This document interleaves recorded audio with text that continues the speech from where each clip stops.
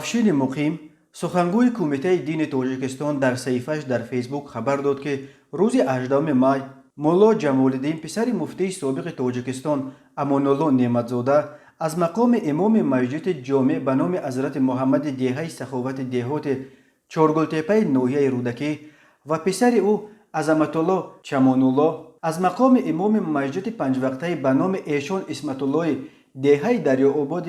دیهات زینب آباد ناحیه رودکی برکنار کرده شدند. افشین مقیم نوشت این قرارها در جلسه های هیئت مؤسسان این دو مسجد قبول شده. عظمت الله چمان الله با خواهش خودش ولی پدر او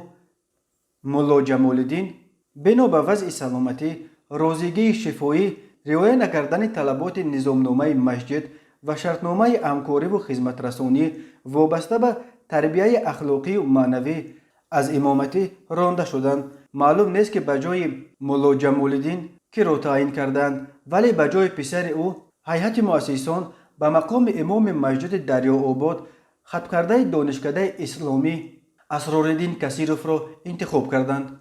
اسم این پدر و پسر اخیراً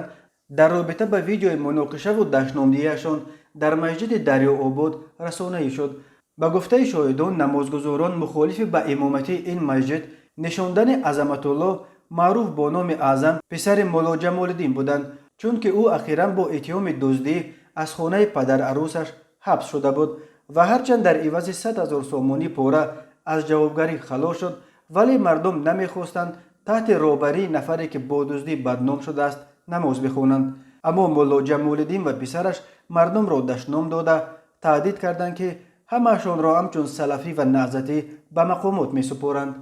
در شکل پوره ثبت صدای آن جنجال که 15 دقیقه است و نسخهش به اداره پایگاه خبری بامداد رسید شنیده می شود که اعظم به یک کارمند میلیسا زنگ زده او را گنرال خطاب می کند و می خواهد که او به دریاآباد آمده